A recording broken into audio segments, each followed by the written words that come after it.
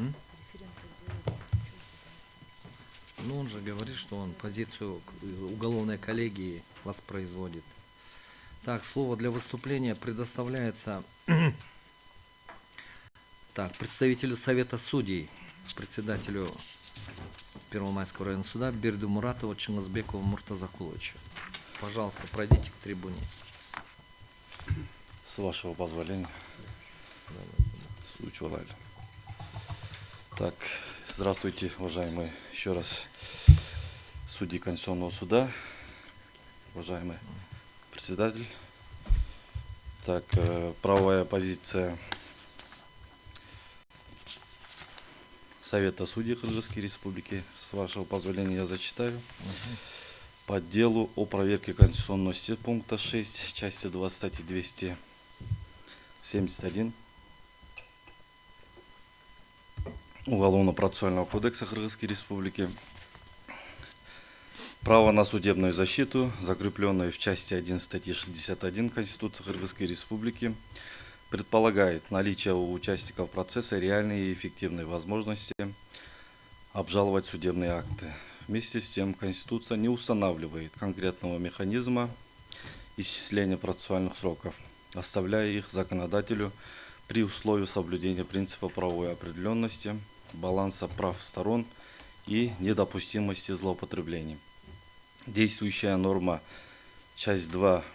пункт 6, часть 2 статьи 271 Уголовно-процессуального кодекса Кыргызской Республики, предусматривающая течение срока обжалования со дня вынесения оглашения постановления, направлена на обеспечение правовой определенности, предсказуемости уголовного процесса и исключение волокиты. Уголовное судопроизводство по своей природе отличается повышенной требовательностью к оперативной и своевременному вступлению судебных актов в законную силу, что служит защитой как прав обвиняемого, так и потерпевшего.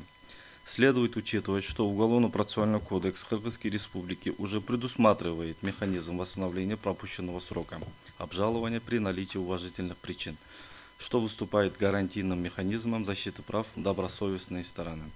Таким образом, лицо,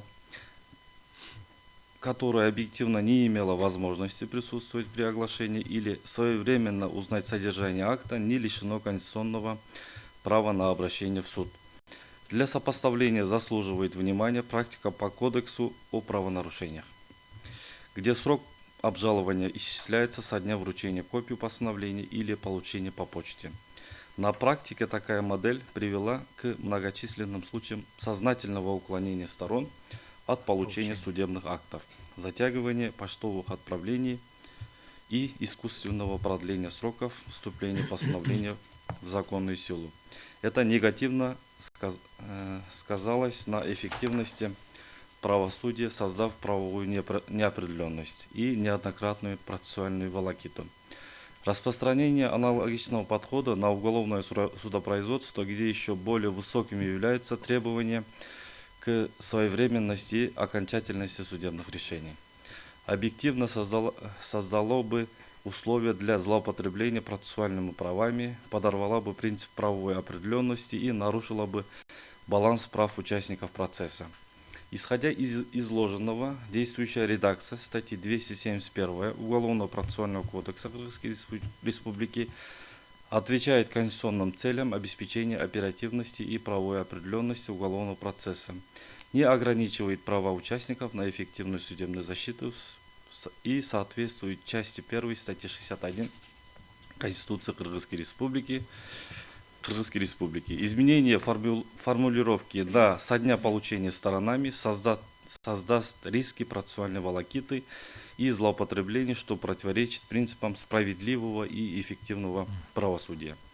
Кроме того, действующее уголовно-процессуальное законодательство допускает подачу предварительной апелляционной жалобы без указания мотивировки в случаях, когда сторона объективно не успевает подготовить развернутые доводы. Такая практика широко применяется для того, чтобы не допустить пропуска срока и не создавать волокиту при направлении дела в вышестоящую инстанцию.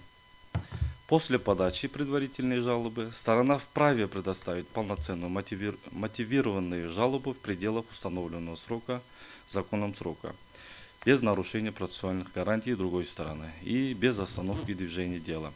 Это подтверждает, что участники процесса уже обладают эффективным инструментом оперативной защиты своих прав, не нуждающимся в изменении начала течения срока обжалования. Также, уважаемый суд, конституционный принцип судебной защиты не исключает установление разумных процессуальных сроков. Европейские и международные стандарты также допускают установление процессуальных ограничений, если они направлены на достижение законной цели и являются соразмерными. В соответствии со статьей 130 Уголовного процессуального кодекса Кыргызской Республики постановление следственной судьи по результатам рассмотрения жалоб на действие или бездействие следователя вручается сторонам незамедлительно после оглашения.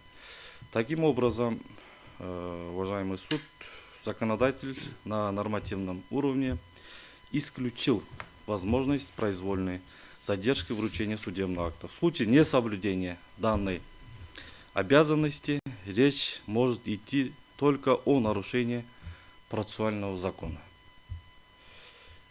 но не о неконституционности самой нормы. У меня все.